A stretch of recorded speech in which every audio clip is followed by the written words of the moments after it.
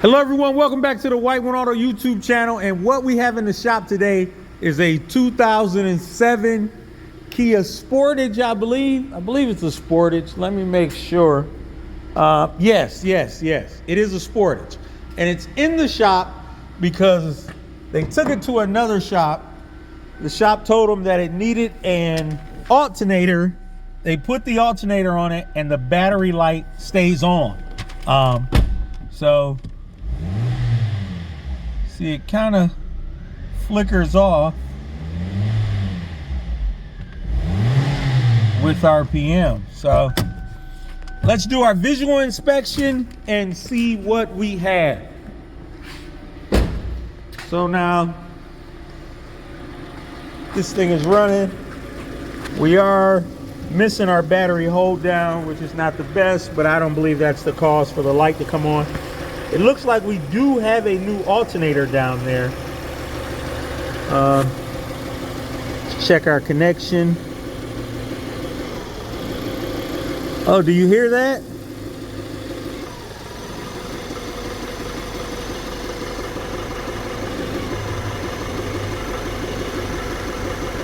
So all I'm doing is touching our alternator connection and it's changing the idle of the vehicle. So that lets us know something is going on. So what I'm gonna do is I'm gonna try to set the camera up here to capture the battery light. And then I'm gonna go underneath the hood and see does the light go on or off without raising RPM. But I have to watch the video afterwards to see if it has an effect.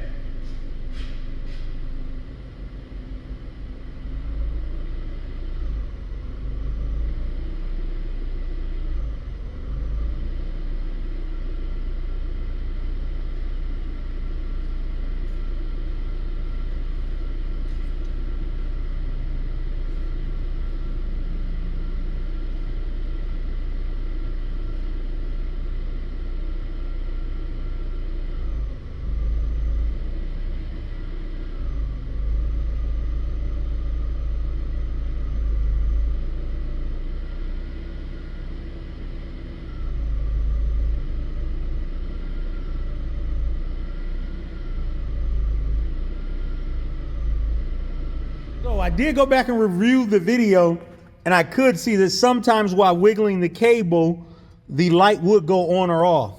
So I'm just gonna try to check tension on this belt. The belt seems to have a decent amount of tension on it. So what we're gonna do is, because we'll get a better view from underneath, we're gonna raise the truck up and then look and see what we have underneath. But we can definitely tell something is going on at that connection because it's making the light go on or off. So let's try that first. So our connector that we were wiggling is this one right here. That's what was changing the RPM as well as making the light go on or off. So I'm gonna disconnect that connector and see how it looks inside. So let's get our mirror and see.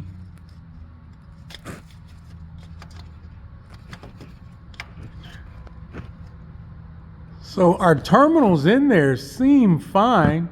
Seem like they're okay. And let's get a look at the harness side. These terminals right here seem okay. Maybe it just wasn't seated correctly. We try to see if we can reseat it. I don't like, it's not the tightest fit in there. But let's let it down and see if the light is on now. Let me look at our power terminal too. That there looks fine.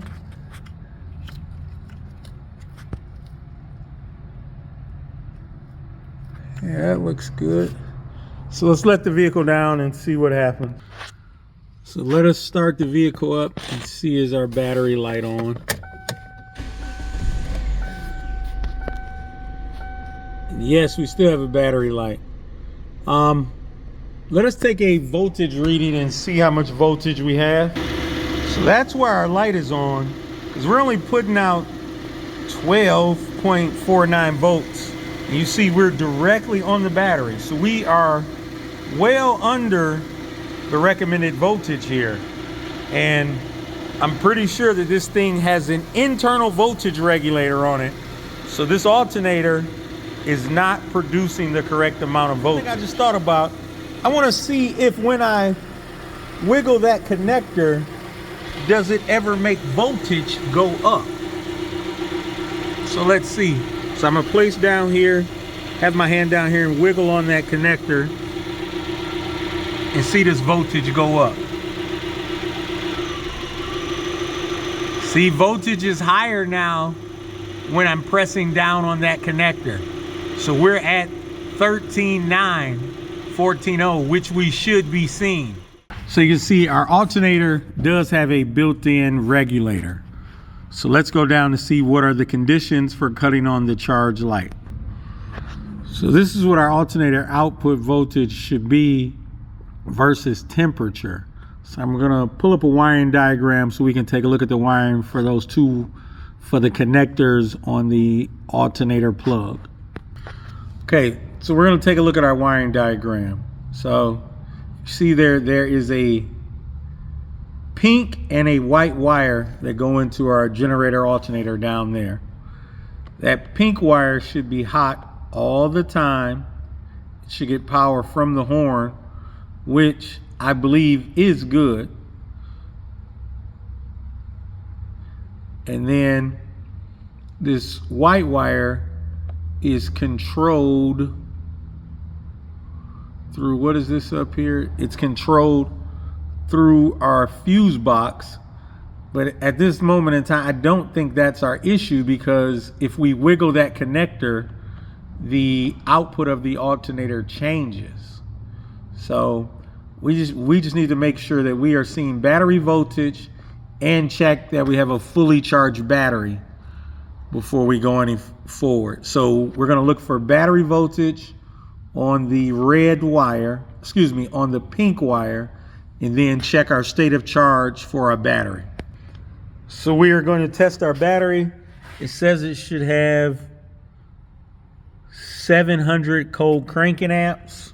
So that's what we'll test it to.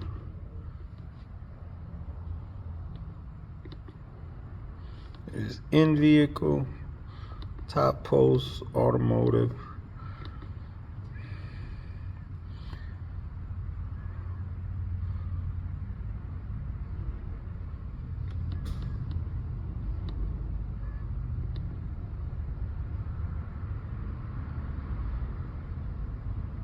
So our battery tests fine. So now we need to check our power wire at our alternator to make sure that that pink wire is hot. So remember, our pink wire should have battery voltage. So we have a test light that has a meter on it. We're hooked up to the battery, and right now we have 12.7 volts. So we should be able to come down here to our pink wire.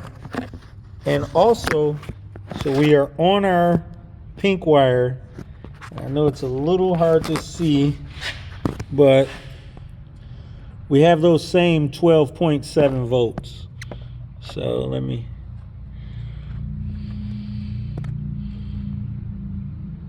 so that is good. So our problem is with our alternator.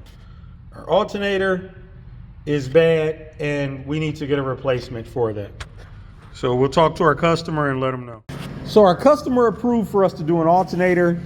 We have an alternator directly from the dealer here. Let me see. So we got a fresh one right here. It is a reman. That's the only thing that is available. And we do have a new connector. So what we're gonna do is remove our old alternator, which is pretty much kind of a straightforward process. We'll see how much we can get on camera, and then put our new one on and show you that our problem is solved after replacing the connector as well of our charge light being on at idle. So this is our old alternator. We have it off. They definitely did replace it. It is a reman. I'm not exactly sure whose reman it is, but We are going back with our new one straight from, well, a reman one straight from the Kia dealer. And we are going to replace that connector as well. I do see a difference in the color of this connector and that one. So I'm not sure if that may have something to play in it, but it is what it is. So let's get this thing installed. So we have our alternator all bolted up down there. This is our OEM connector that we're going to place. This is our aftermarket one. So what we're going to do is just cut these wires, use some uninsulated butt connectors and put some adhesive line heat shrink on, and then plug it back in and prove that our charge light is out. So we have our new connector on. It's time to bolt this thing up at the alternator and plug it in. So we've got our alternator all plugged back in. Let's stick our dipstick back in. I only removed that because I didn't want to break it off while we're down there working. So now let's go and start up the vehicle and check for the condition of our battery light, which should be off. So we'll get it. Oh wait, we do have to hook up our battery cable. Forgot about that. We did remove our positive cable. So let me hook that back up. So our positive cable is hooked back up. Yes, we know we are missing a hold down. We talked to the owner about that. But remember, they just paid for one alternator and one checkout and everything. They probably have a little limited funds. So let's start it up. And wow, our battery light is out. It's amazing how that happens. So let's rev it up. This thing is fine. So this thing is fixed. It's all set. But there are a few things that I want to make mention. Hold on one second. Okay, you see this thing is still running. I'm gonna hop back in just so we can continually prove to you guys that the battery light is out. But there are a few things that I do want to continually mention. Is this customer took their car to an auto repair shop to have it fixed. The place told them it needed an alternator. They put the alternator on, and then after the repair, the battery light was on. Now, I think with integrity and just common sense, any so-called mechanic should know is that if you have touched something on a vehicle and now you have a problem that did not exist before, it probably has something to do with what you touched. Now, it is up to you to properly diagnose and see why that new light is on, because as you can see, this was caused from the alternator and that connector. Now, I don't know if they damaged the connector when they took it off, but the connector was not seating properly and that alternator was not producing the correct amount of charge. We've just proved it, and we have to have integrity as mechanics. If you charge a person to do a job, you should charge enough to where you feel comfortable getting paid to complete that job. And if something goes wrong, you need to be upfront and honest with the customer about what is going on, you know, and you guys can resolve it. So that's all I have to say about that. This thing is fixed. White One Auto out.